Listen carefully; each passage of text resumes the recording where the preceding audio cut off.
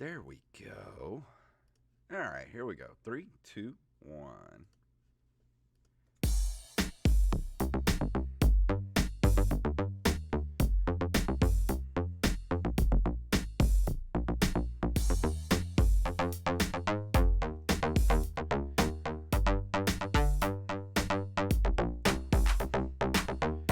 Greetings, programs, and it is another episode of the Nerd Cave Retro Show. My name is Jason Robbins. And my name is Derek Diamond. And we're recording on a Sunday this week, which is weird because now my body's going to think it's Wednesday night. Well, if you remember, we used to do the show on Sundays when we first started. I think we recorded the show Sunday night and then put it out on Mondays. Did we? So it's a nice little throwback to the early days of the show. So, but we're going to do something a little bit different tonight. We're going to do like a normal show, but we're going to be reviewing the new Sonic the HedgeHog 2 movie. And I think it will go without saying, we're probably going to be full of spoilers. So if you don't want to hear the movie review, if you haven't seen it, just listen up until, we'll warn you, but we're going to do up through this month in video game history. And if you want to bow out and come back later, we're totally fine with that. But we are going to be a little spoiler filled in our review. Yeah, go see the movie, save our review for later after you watch it, and then you can always come back and listen to it. That's the beauty of podcasting. You can stop and listen whenever you want. Absolutely. So we got a couple of news stories to get to. And just to remind everyone, we are recording this on Sunday. So if you hear this on Wednesday and there's some breaking news that has happened the past couple of days, you're listening to us from the future. Marty, we got to go back. But I'm ready to jump into the news. How about you? Let's do it.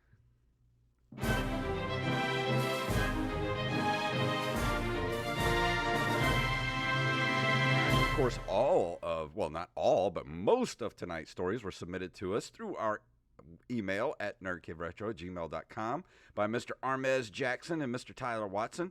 And if you have a story you'd like us to cover, send it to that email address, and we will put it right here on the show. And tonight's first story comes to us from joystickersbrazil.blogspot.com. That's a mouthful.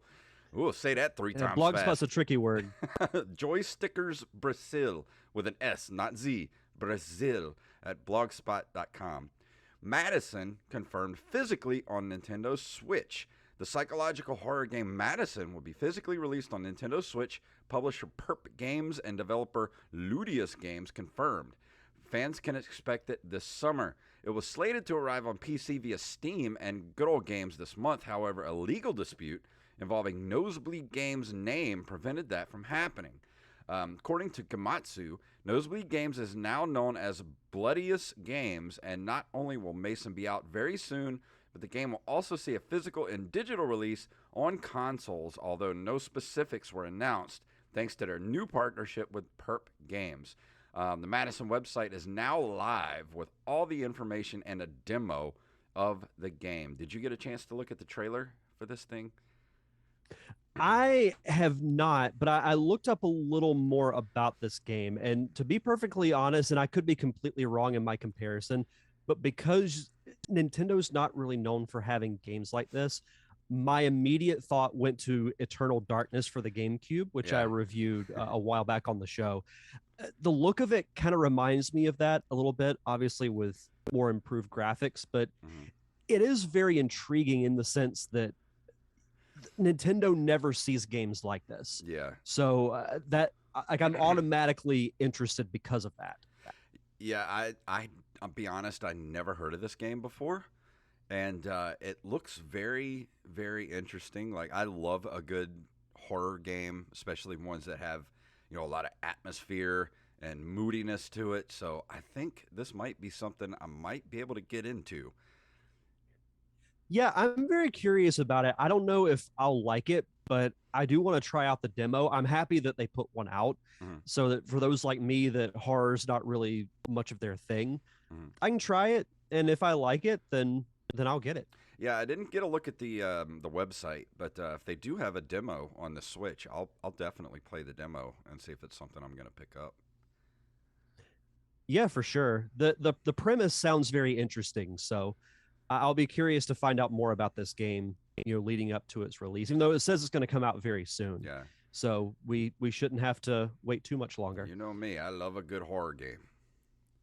Absolutely. So this next story made me laugh because the first headline I instantly thought of whenever I heard about this event. So Jason reviews the first Kingdom Hearts, and then 2 weeks later, this is announced. Coincidence? We think not. That is from Mr. Tyler Watson. And the article comes from IGN.com. Kingdom Hearts 4 and Kingdom Hearts Missing Link announced at the series' 20th anniversary event.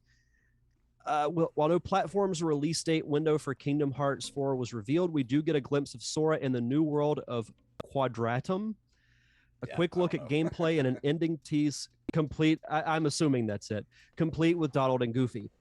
The footage we were given shows an art style that very much resembles the previous games, but has a much more realistic look this time around, which I actually think is really cool. Mm-hmm. Square Enix has also confirmed that the game is in early development, so the wait may be a tough one. As long as we don't have to wait 15 years like we did the gap between 2 and 3, I don't think we'll have to wait that long. I think it's going to be a couple of years. But let me ask you this. Mm-hmm. Because of the acquisitions of Star Wars and Marvel, could we get Star Wars and Marvel themed worlds?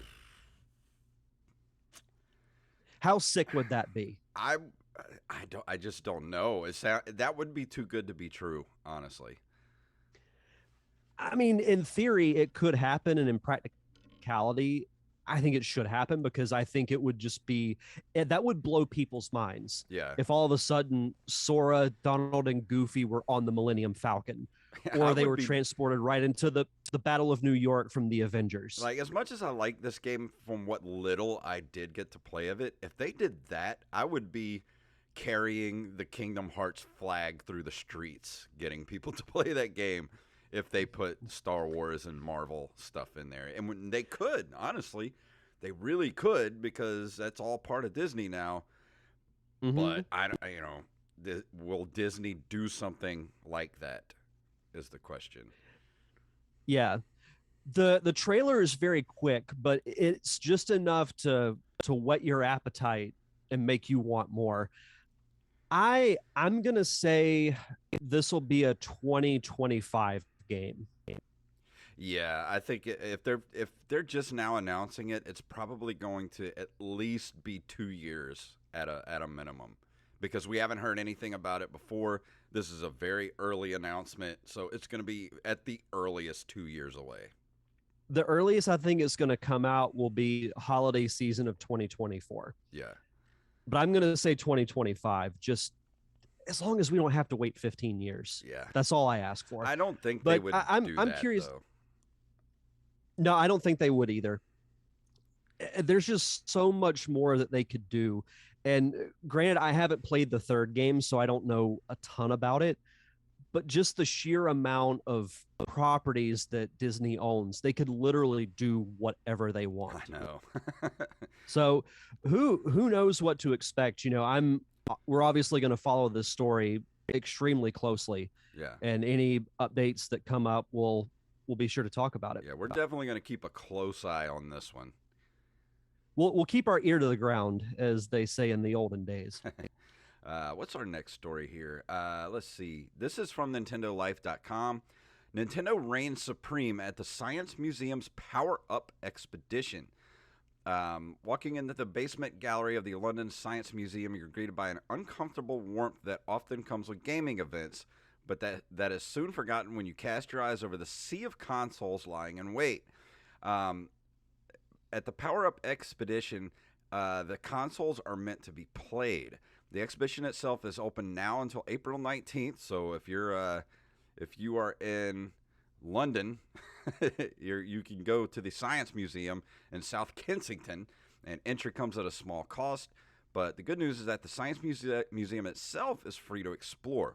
With 160 consoles in total, the exhibition hosts everything from the Binatone TV Master — I have never, ever heard of that — up to the Nintendo Switch. Everything is out in the open and ready to be played. You can sample classic platformers like Super Mario Brothers, Sonic the HedgeHog, fighting section with Street Fighter 2, Super Smash Brothers Melee, and of course Mortal Kombat, Castlevania 3, Dracula's Curse. It's got everything. So if you're in the London area and you go to this, please let us know. Take pictures. I don't know if we have any London listeners, but if we do, please go and take pictures for us and let us know how it is. Just seeing the screen or the picture on the article makes me smile. Like, I would love for something like this to be in the United States, because I would totally want to go to. And even the way they have it organized. So for those that are just listening on the audio version, they have a small monitor with the system in front of it. And then behind it, they have hanging up the name of the console, the manufacturer, the year that it was released, and a paragraph description of it, which I think is perfect. See, this is what I'm talking about. Like, when we've talked about video game preservation in the past, this is what I'm talking about right here. You have an actual physical building that you can go to. And it would be great to have this stuff online too. Don't get me wrong, but to have an actual physical building with a museum in every major city in America with this sort of exhibit, that would be absolutely wonderful. Oh, for sure. Like I said, regardless of where it would be in the States, even if it would be in like Seattle or somewhere in the Northeast, I would want to go like on a trip to go see this museum. Oh, I would make a special trip if it anywhere to go to this, because this just like this is something you dream of when you love video games. Absolutely. And for our last story, this comes to us from CNN.com. Sonic the HedgeHog 2 races to best opening ever for a video game movie. The Paramount sequel about the iconic Sega video game character notched an estimated $71 million domestically for its opening weekend, according to the studio.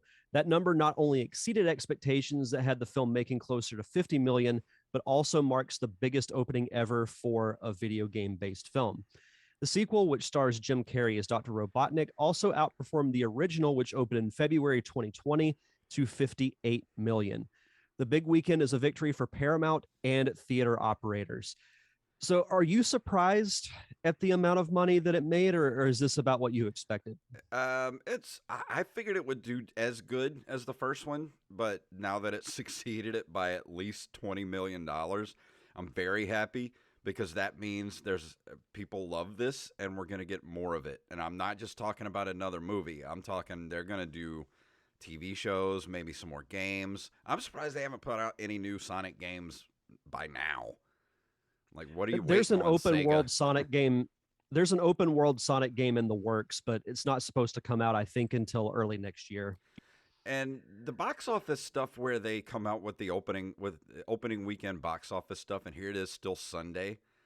Do they count today, or do they just count Thursday night through Saturday?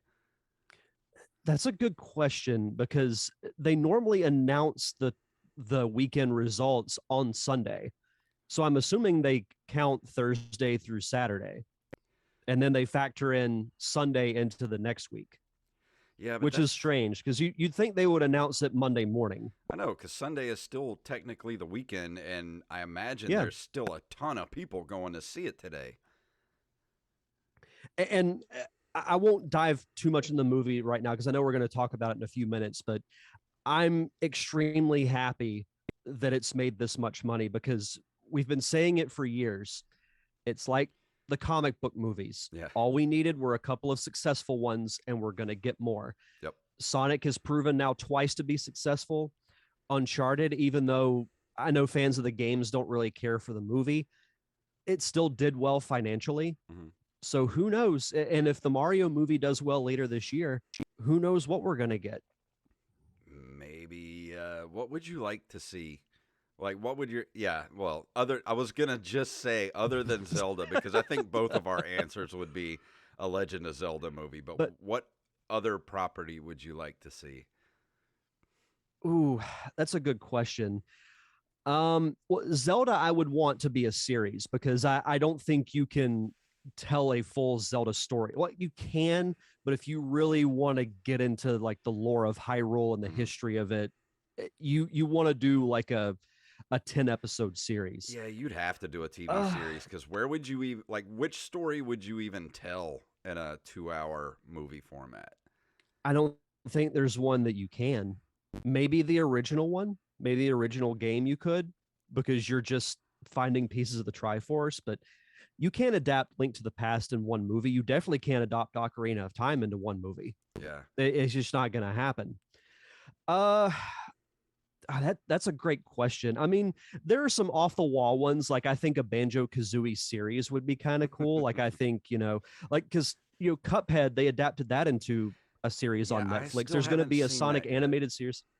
I haven't either. I haven't really read anything on it, but uh, Metal Gear Solid's in the works. I think that could be kind of cool. I tell you what I want. You I want an Aliens style Metroid movie.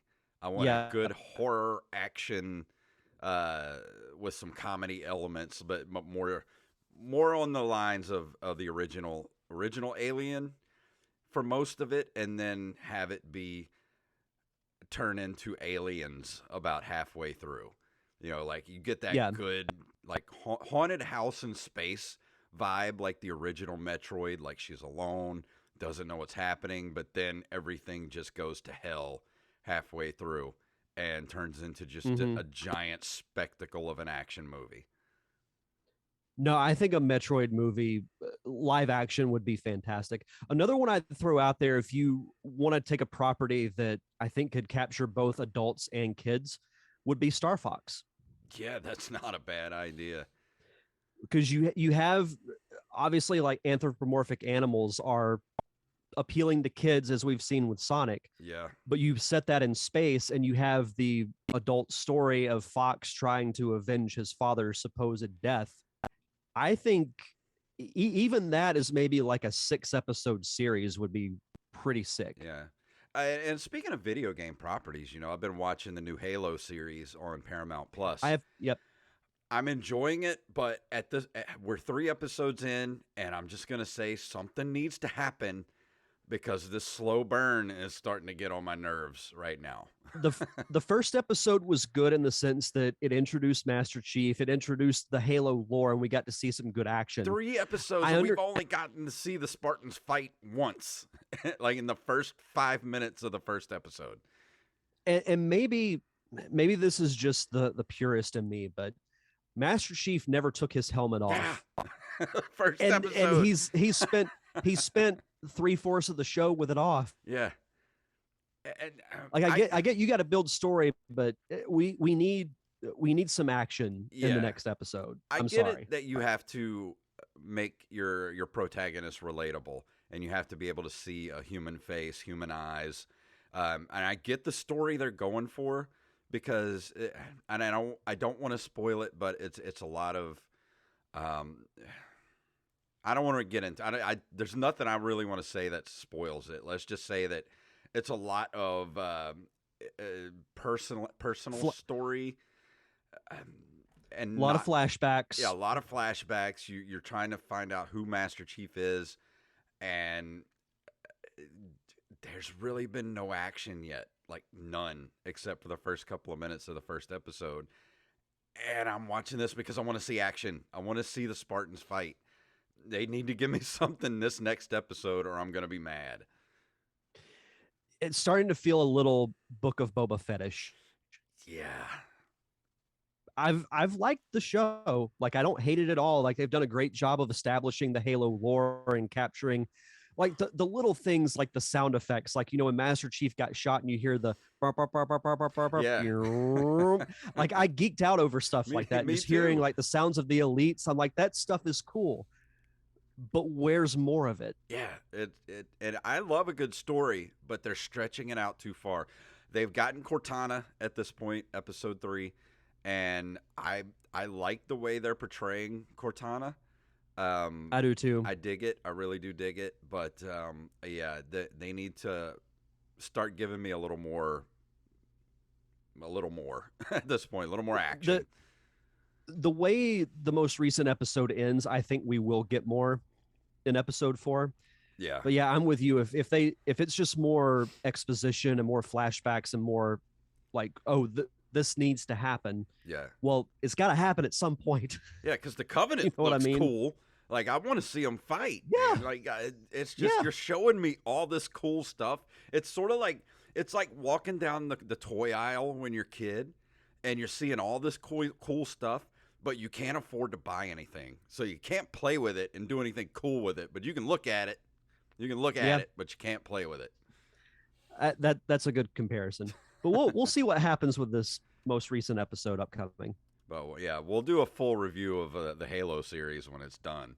Yeah. But let's go and move into this month in video game history.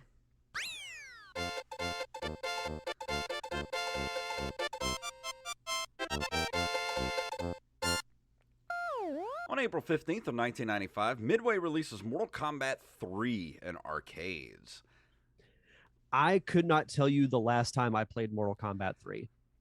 If I go couldn't back and either. play an old school game, it's the original one. I like 2 a lot, but I have more sentimental value attached to the first one. The third one, I remember playing it, but it's been a long, long time. See, I have more sentimental attachment to 2 than I do to 1. So I'm like you. I can't remember the last time I played 3, but you know, I worked at a restaurant at the time. I was like 15 years old, and they had a Mortal Kombat 2 machine. It was a pizza restaurant, so of course we had, you know, a Miss Pac-Man cocktail table and a Mortal Kombat 2, and I put so many quarters on my breaks into that Mortal Kombat 2. And I love playing Baraka. He's still my favorite character to play. But yeah, honestly, I don't remember much from Mortal Kombat 3. So at some point this year, we should make it a point to review Mortal Kombat 2 and 3, because I know we've talked about the first one. Yeah. But I don't think we've talked about 2 or 3. We should. Yeah. We'll have to add that to the list. Yeah. Let's see. April 30th of 1997, LucasArts releases Star Wars X-Wing vs. TIE Fighter for Windows. This is another one of those. I felt like every year there was some type of Star Wars computer game that I would watch my uncle play. Loved these flight simulators back in the day. The X-Wing and the TIE Fighter games. I had Rebel Assault. I had my computer I had like a $50 flight stick that I used with it. Like I spent real money to buy that good flight stick. Like I needed a good flight stick to play those games. And it still just brings me right back to that moment sitting, you know, we had our computer set up in the dining room when I was a kid, and I would sit there with the computer up on the dining room table playing all the Star Wars like Rebel Assault games and stuff. And I just, that was a whole moment for me as a teenager. Yeah, I remember my uncle had a flight stick as well when he would play these games. It's funny because I can remember like where the house is that he lived in at the time, what room he used for like his gaming. Still remember the exact layout where the computer was, how the desk and everything was set up. But I know we've talked a little bit off air about the fact that, you know, Wednesday or May 4th is going to be on a Wednesday. So we should pick some type of Star Wars game to do a dual review of. What if we do one of these games like an X-Wing versus TIE Fighter or a Dark Forces? Actually, if we could find them. I saw Dark Forces on Steam the other day and was this close to getting it. So why don't we do Dark Forces? Because Sounds good to me. That's the introduction of Kyle. What's his name? Kyle Katarn was the introduction of that character back in the 90s. I think so. If I'm not mistaken, that was the introduction of him. So yeah, I'm. If we want to do Dark Forces, I am 100% for that. Yeah, let's put it on the calendar. Awesome, I'm down for that. I love it. Let's see. April 2000, Nintendo sells its 100 millionth Game Boy and Game Boy Color handheld consoles. And it still doesn't get the recognition that it should, because people forget how huge the Game Boy was, because like you you had your console, and yeah, the graphics weren't as strong as the NES or the Super Nintendo, but it was a Nintendo system that you could take in the car with you. I You could think take it on vacation. Like between the the appeal Game was just Boy, so great. between just the first Game Boy, which was around for like 13 years, between that and the Wii, I think probably gave Nintendo its entire war chest. I think so too.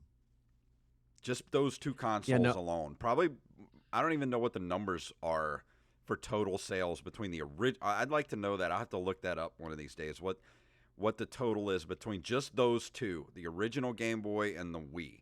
How many units were sold? at one point or at some point during my lifetime, I want to get an original Game Boy and a Game Boy Color to have like the full Nintendo library Yeah. of consoles.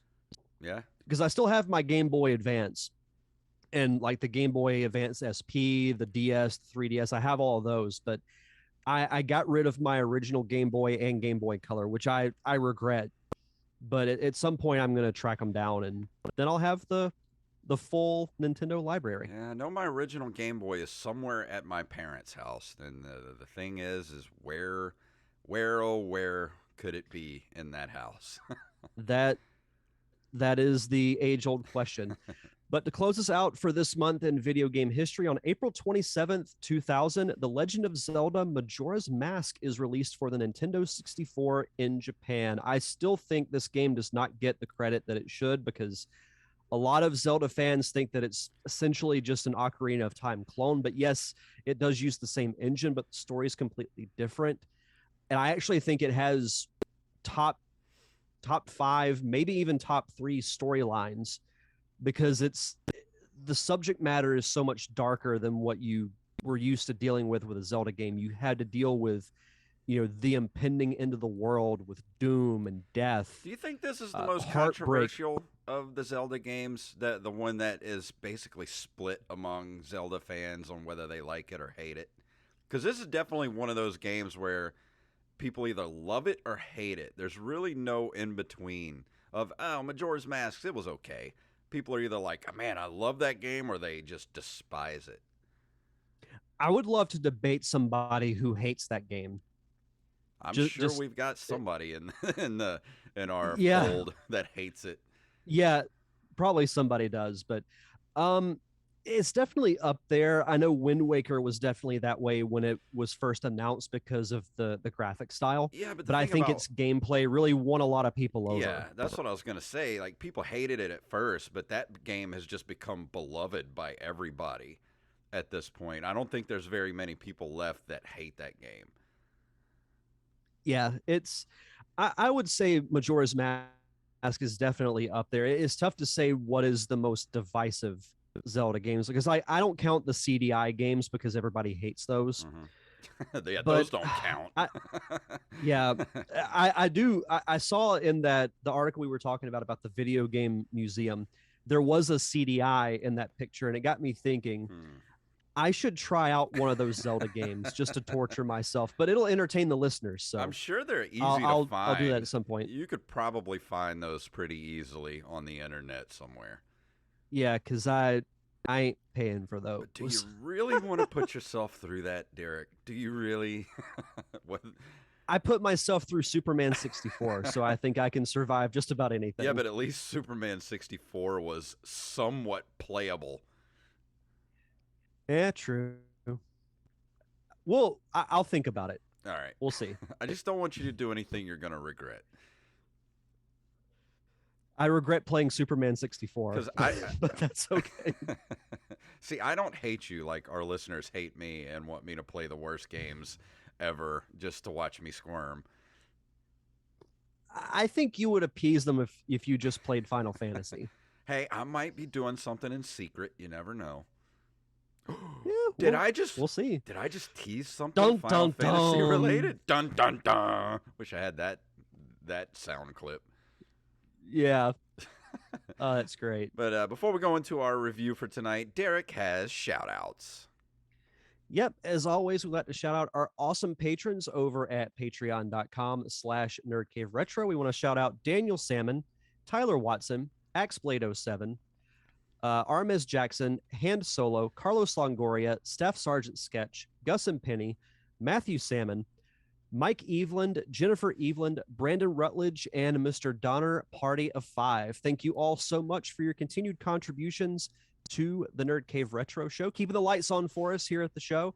And if you want to be a part of our awesome Patreon, you get early access to our fun commentary tracks like X-Men the Animated Series, Batman the Animated Series, Gargoyles, movies like The Wizard, Super Mario Brothers, Clue, Christmas Vacation.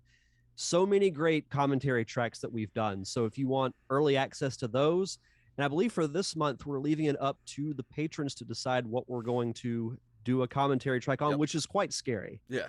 So if you want to tell us what you want us to review, go sign up over on our Patreon and let us know over there. I have a post right there on the front page asking you for your suggestions. So if you have something you want us to talk about, head over there and do that. And I didn't mean to put Daniel Salmon in there twice to accidentally trip you up in the list there. No worries. I caught it. So it's all good. Yeah, if you want to sign up, just head over to patreon.com/nerdcaveretro. And for new patrons, be sure to send us your social media, whether it's Twitter, Facebook, Instagram, email, so we can give you a proper shout out. And usually this is where I play music, but I don't want to get takedown for putting music on here. So we're just going to go right into the review. Tonight we're talking about Sonic the HedgeHog 2, the movie that was just released this weekend. So before we go into the review, once again, this is going to be filled with spoilers. So if you don't want to be spoiled, please stop. Stop right now. Stop the podcast and come back later. Go see the movie, then come back and listen to it. Yes. So I guess I'll start. So I went Thursday night to watch the movie, and I had pretty high expectations going into it because everyone knows, who's longtime listeners of the show knows that I'm the Sonic fanboy. I have been since the early 90s. Was very surprised with the success and how good the first movie was. So naturally, when more information came out about, Jim Carrey having the more true to Robotnik look with the bald head and the giant mustache, a more accurate costume, we were getting Tails, we were getting Knuckles. So I said, okay, this chances are it's going to be more like the video games than what we got in the first movie. Not to say the first movie was bad. So the theater was, I'd say, about halfway full. It wasn't as full as I expected it to be, but a lot of families were there, and a lot of people showed up. Right as the movie was starting. There was one family that I think had it had to have been at least 7 or 8 people. It might have been more, but they filled up practically an entire row. One of the things I was surprised about, it was the same for our theater. There was a lot of families in there, a lot of kids. And the kids were quiet the whole movie. They were just completely into the movie. And usually when I see a theater full of kids, I'm like, oh man, this is going to be bad. But no, they were great the whole time. Yeah, and that's exactly how it was with us when we went to see it. You got some laughter throughout the movie at the right moments, but in short, I absolutely love the movie. I truly think it is the best video game movie of all time, not because of the money that it made in its opening, but it captured the proper, it captured the characters. I mean, Sonic was captured very well in the first movie, and that carries over into this one. I loved seeing the friendship develop with him and Tails. I was curious how they were going to play that off, being the fact that in the games, they've known each other for a long time. We never really got to see how they met. Yeah, I love that backstory that they did for the movie. It really was well done. Mm-hmm.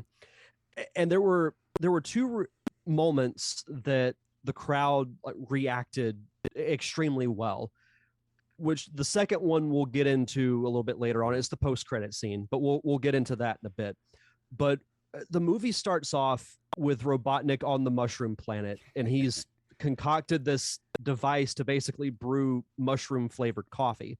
And of course it's terrible. And it's great because Jim Carrey is it's a great way to start the movie off. I'm glad they started off with that whole scene because it just set the tone for the whole movie. And he was at his Jim Carreyest. I mean, there was so much ham on the screen. It was like Thanksgiving dinner. It was just pure joy. Well, and you hit the nail on the head a couple of weeks ago when we were talking about this. With the first movie was the Jim Carrey appetizer. Yeah. This was the Jim Carrey entree. Like he went full on Ace Ventura, The Mask, Liar Liar, like that era of Jim Carrey. He just fully immersed himself into, and I loved every minute of it. And the crazy thing is, yeah, he was hilarious throughout the movie, but he still felt evil. Yeah. Like he still felt like a threat because that is the modern Robotnik, is that he's crazy as all get out, but he's still extremely intelligent. Well, the fact that I'm sorry. Oh, go ahead. I was going to say, I feel like Jim Carrey, over the past, I feel like after Man on the Moon, he kind of went a little nuts because the ghost of Andy Kaufman or whatever. And he went off and started doing all those crazy, like, super serious movies. Like, wasn't that movie called Numbers? Number 23. Number 23, movies like that. Don't get me wrong, like Eternal Sunshine of the Spotless Mind is a wonderful, great movie, but it's so, like, he went so far from, on the scale of super comedic actor to went all the way the opposite direction to, like, the super serious actor. And then I feel like this here is, like, just Jim Carrey feeling joy in what he's doing. Like, just pure, unadulterated joy, and doing this character, doing what he wants to do, but not overdoing it, but just feeling like he's just this. You could tell, even if this is his last movie, you could tell, like, he's like, this is my last movie, and I'm just going to enjoy the hell out of it while I'm here. Well, and he's done interviews in the past saying that how much he's loved playing Dr. Robotnik. Like, it's been the most fun role he's had in a long time. And I don't want to jump too far ahead, but the movie does end in the sense that if Jim Carrey does not come back, it explains it. Yeah. I don't want to say set the record straight, but in doing more research on the Jim Carrey retirement, he's basically said that he's not going to be actively looking for work anymore. But that if the script interests him, he'll do it. I personally... Yeah, I know what you're going to say. I feel like he's had... You can tell he has so much fun doing this. There would be no question he would come back for 3 if he got asked. I absolutely think he's going to. Because...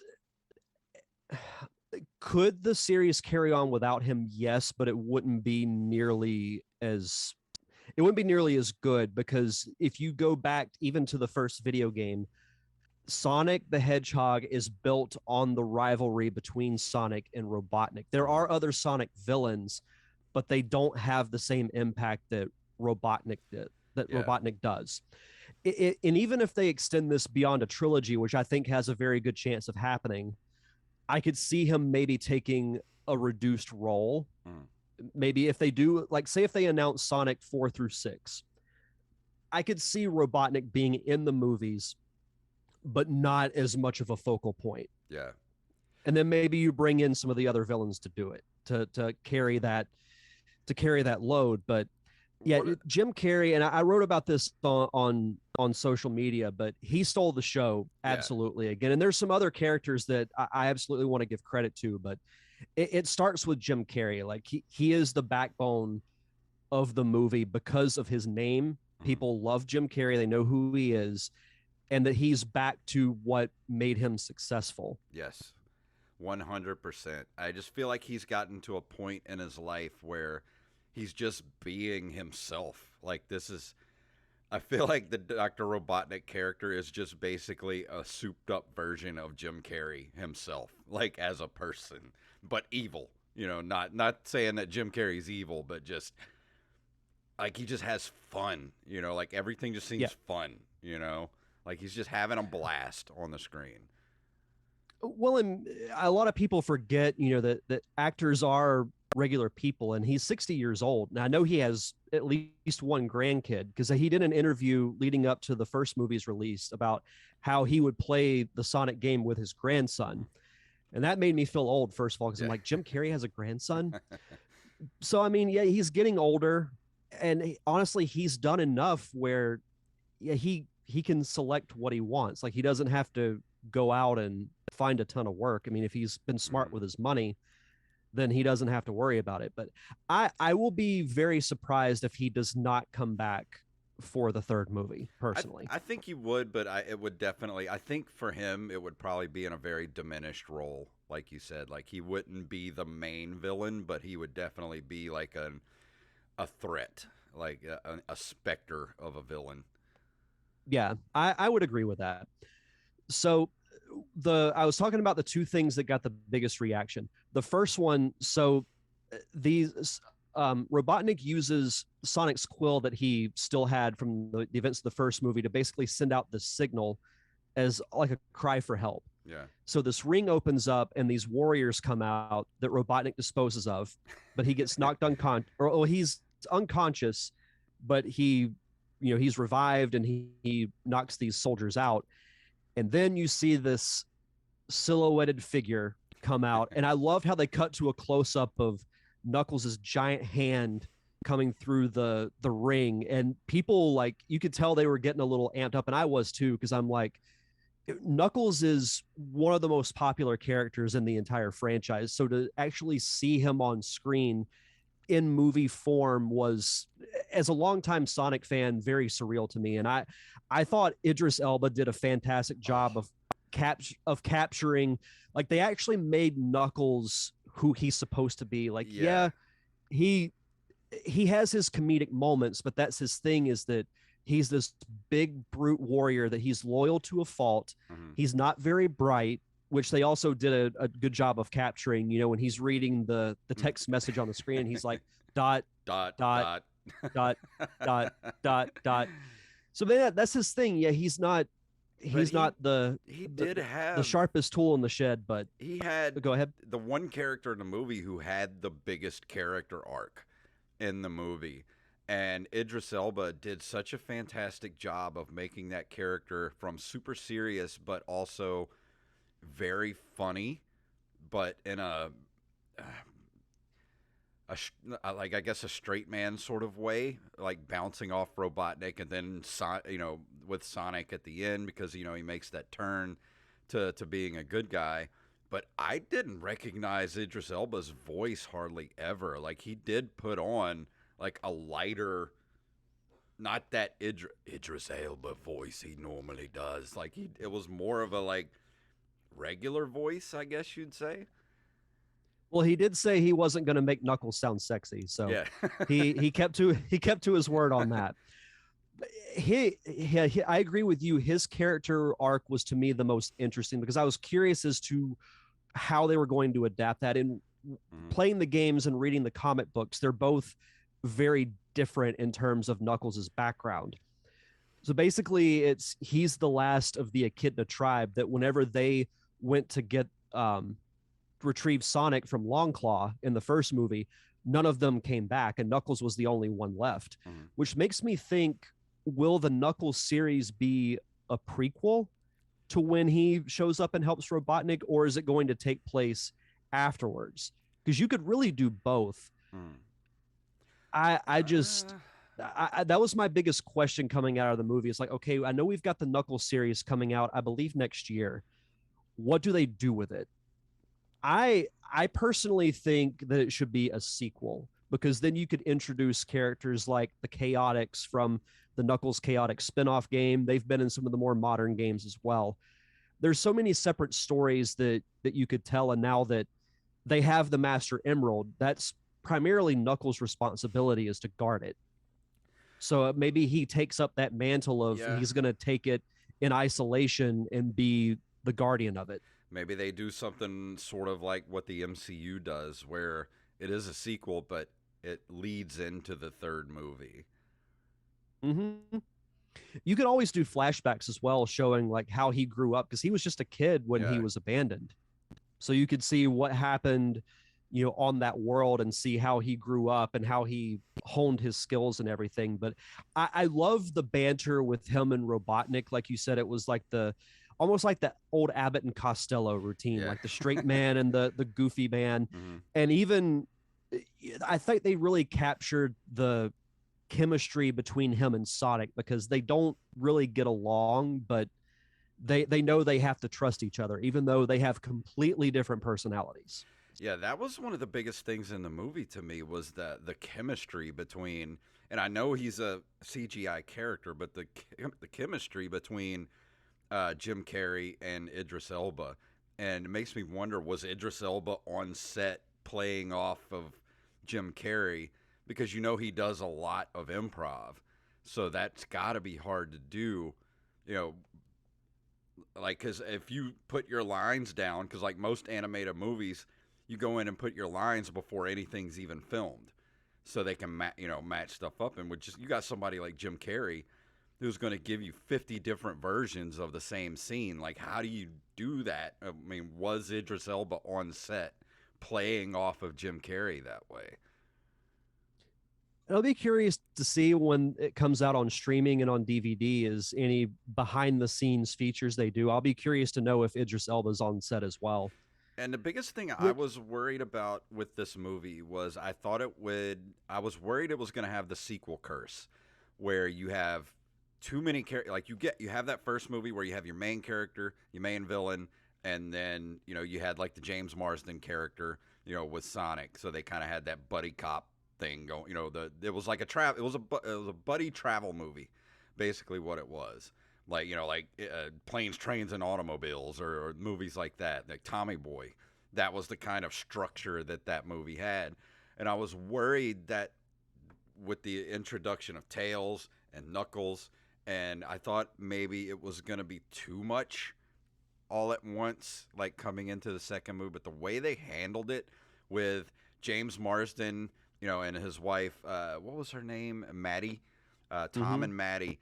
They're still there, but they went off on a vacation, and they're still interacting over cell phones, and there's still a story going on there, but nothing was really like too much, because a lot of the movie just focused on Tails and Sonic and Dr. Robotnik and Knuckles, like those two stories going simultaneously.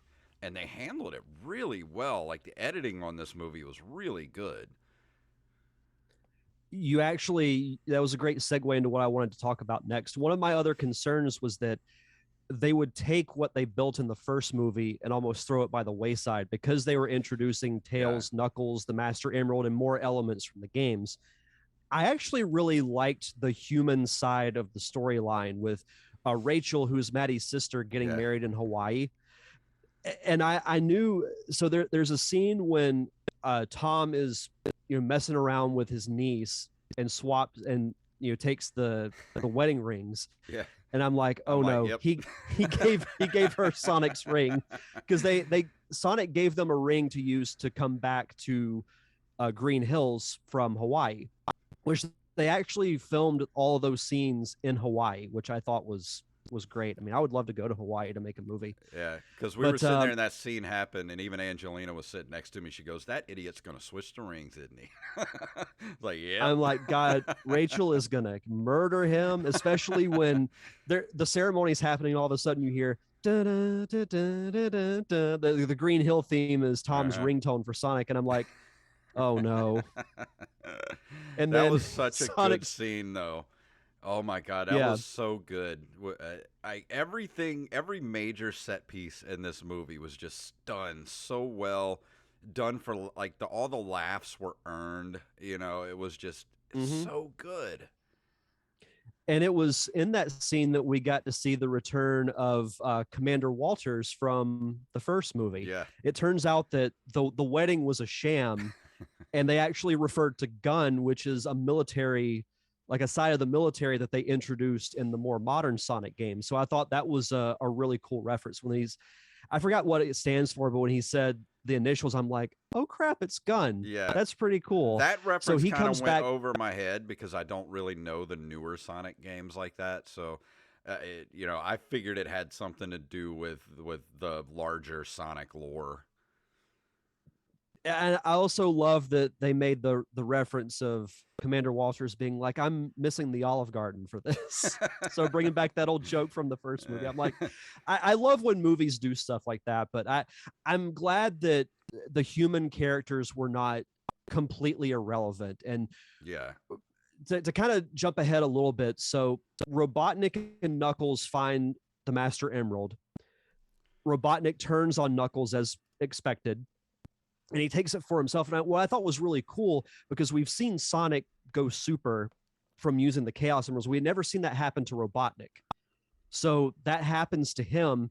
And through that, he goes back to Green Hills and he takes all the military tanks that are in the area and he builds the Death Egg robot from Sonic 2. And I thought it looked awesome. Like, it's color wise, it wasn't exactly the same, but look wise, it was very accurate to the games. It was huge, which I loved. I was really worried it was going to be dumb.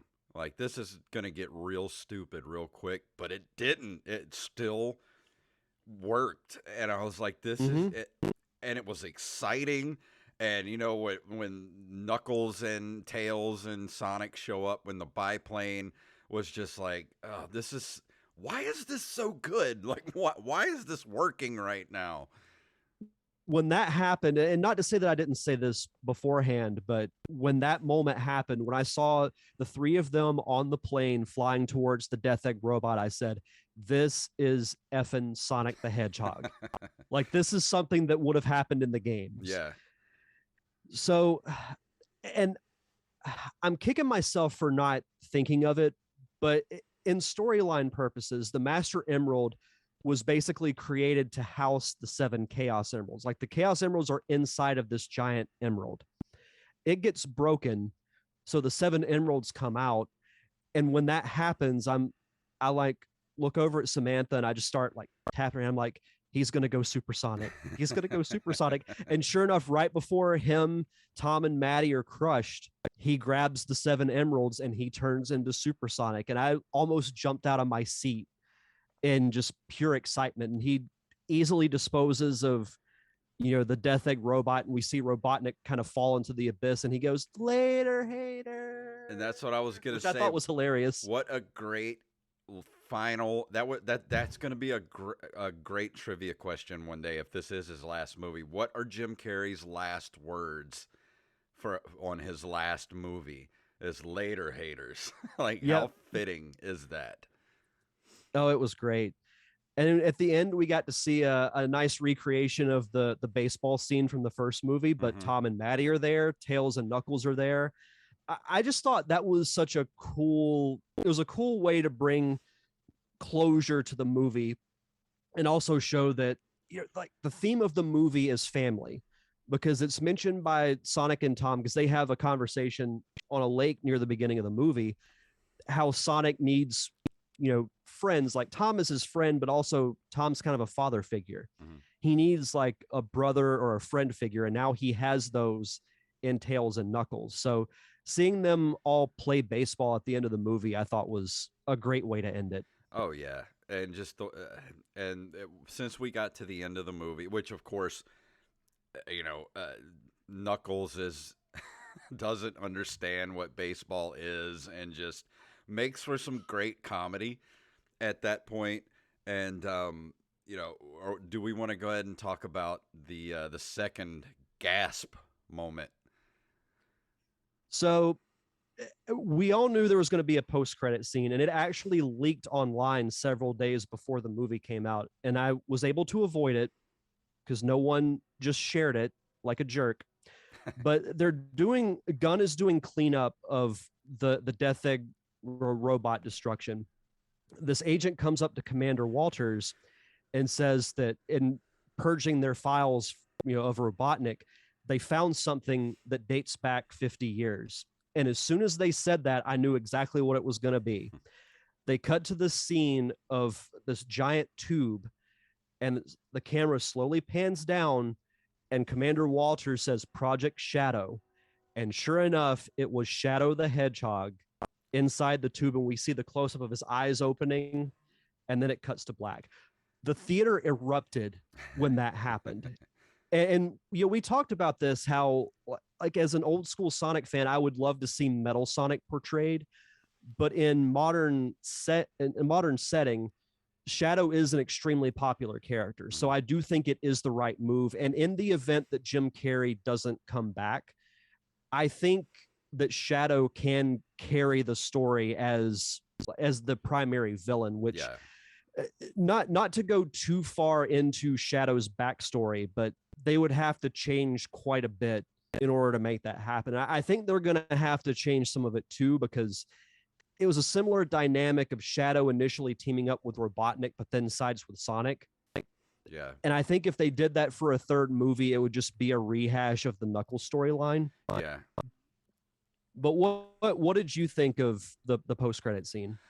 I mean, I thought it was wonderful the way they did it. I mean, it's perfect teasing for a part 3, because everybody knows who Shadow is, and if, like you said, if Jim Carrey doesn't come back, it's the most natural villain to bring in for a third movie if you're not going to have Robotnik there. And why wouldn't you bring in Shadow, who is arguably just as popular, among gamers as Sonic is? Mm-hmm. Yeah, Shadow's gotten his own spin-off game. People have loved him since he debuted in Sonic Adventure 2. What I would be concerned with if Jim Carrey doesn't come back is that, again, I'll give you the Reader's Digest version of Shadow's backstory. So he was artificially created by Robotnik's grandfather, Gerald Robotnik, as a means to be the ultimate life form. Gerald Robotnik goes insane. He's not killed, but basically he constructs Shadow on this colony that's orbiting the Earth. Gunn infiltrates it. They capture Gerald, kill his granddaughter accidentally, but they still kill him. Robotnik's cousin Maria, who Shadow becomes very close with. But with her dying actions, she launches Shadow into a capsule or an escape pod down to Earth. And that's where he stays in stasis. Gerald Robotnik, once he finds out Maria's dead, goes insane, and he reprograms Shadow to basically carry out his mission of destroying the world. So it would be tough to do that storyline without Robotnik, I think, because it has that history. Like, some people are saying, well, maybe Agent Stone will be the primary villain. I don't think that's a good idea. I like that character, but I don't think he's strong enough to be a primary villain. Yeah, I don't think he would be able to carry a movie as a primary villain. I just don't. He makes a good secondary villain, or somebody that's just sort of more of a nuisance than anything. But I don't feel he's not a good enough character to carry a movie on his own as a primary villain. I already know who I would like to voice Shadow. Who? And he's used to playing a protagonist, but if you go back and listen to Shadow's voice in some of the previous games, I think Keanu Reeves would be an excellent choice for Shadow. That would be great, honestly. I would love that, because if Knuckles gets his own series, I can almost guarantee you that Shadow is going to get his own series. And Idris Elba is a big enough name that people know. If they see that he's attached to the Knuckles series, they'll be like, oh, I'll check that out because I like Idris Elba. Who doesn't love Keanu Reeves? Yeah, and he would be great. He's a national treasure. Voice, so I'm give Derek his movie check right now and just go get Keanu. I'm sure he'll do it. I mean, he seems like the nicest person in the world. So I'm trying to think of who else off the top of my head that I would list. But honestly, as soon as I saw that scene, I'm like, I think Keanu would be the perfect choice. Yeah. And just before we end tonight, I do want to mention that there's a really great scene when Sonic and Tails go to Siberia in search of the emerald and end up in a sort of a backwoods bar sort of thing. And let's just say that a dance-off ensues. and it is fantastic. I loved every second of it. Oh, it was so fun. I was laughing the whole time. But yeah, the So what? Tails was such a good addition to the movie, and just so likable and lovable, and just made a great partner for Sonic. I'm just so glad they did that. Also voiced by Colleen O'Shaughnessy, who Hmm. voices Tails in the game. So I was really happy that they brought her in because I think it adds more credibility to the role. Yeah, and she did such an awesome job with it. And I mean, there's nothing bad to say really about this movie at all. I can't think of anything I disliked about the movie. I wrote about this on social, but is it an Oscar winner? No. Is it a game changer in the movie world? No. But I had an absolute blast watching it, and it took me back to being a kid playing the video games. Yep. And that is more than enough for me. I I loved it. I give it a solid 10 out of 10 as far as sequels go. Just as good, if Yep. not better, than the original movie. They definitely elevated it, and I can't say anything bad about it. If you love the if you love the first movie, you're going to absolutely love this one. If you haven't seen it yet, I highly recommend going to the movies to see it. It's worth the money to go see it on the big screen. The last thing I'll say is bring on the Sonic cinematic universe I'm because down I for want it. more. That was the thing. At the end of the movie, I can tell a movie's good if I'm sitting there wanting more. And this had a 2 hour run time, and I felt like, oh, this might be a little too long, but it wasn't. At the end of the movie, I was like, I still want more. Like I could have sat there longer watching this movie. Mm-hmm. No, I totally agree. But yeah, that's our review for the week. And is there anything you want to throw out there before we leave this evening?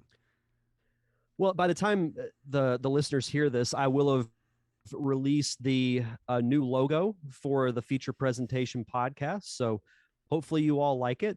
And next week I'll be unveiling the official date for the show's return. So check that out on social media at Feature Pres Pod. Fantastic. And this last week, we finish up our conversation with Mr. Christopher Burdett over at the Open Micers podcast, where we talk about his time on Buffy, Angel, and Firefly, and the work he's been doing on that he did on the Star Wars trading card game, Dungeons and Dragons, his illustrative work, everything. So just such a good conversation with that guy. Go check that out. Christopher Burdett returns episode of the Open Micers at Open Micers on Twitter and Instagram. And I think that's going to do it for this week. What do you say? One last thing, when we come back next week, my wedding will have happened. Oh, So yeah. we'll give a full recap of that. Oh, yeah. That'll be fun. Yeah, I'm looking forward to that next Saturday. Less than a week. Yep. How do you feel? 6 days. How are you feeling? Cold feet? I'm excited. No, I think it's going to be great. We've got pretty much everything ready to go. So Awesome. all that's left to do is wait. 6 more days. Dun, dun, dun. Dun, dun, dun. Well, let's go ahead and get out of here. If you would like to email us, you can email us at nerdcaveretro@gmail.com. We are at nerdcaveretro.com. We're on Facebook, facebook.com/nerdcaveretro.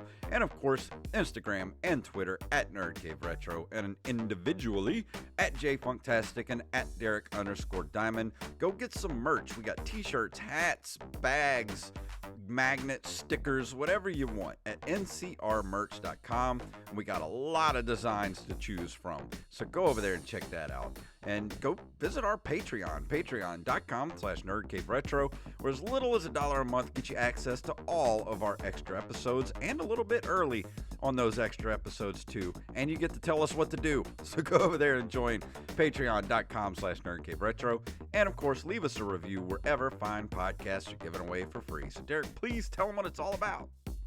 Gotta go fast. Gotta go fast.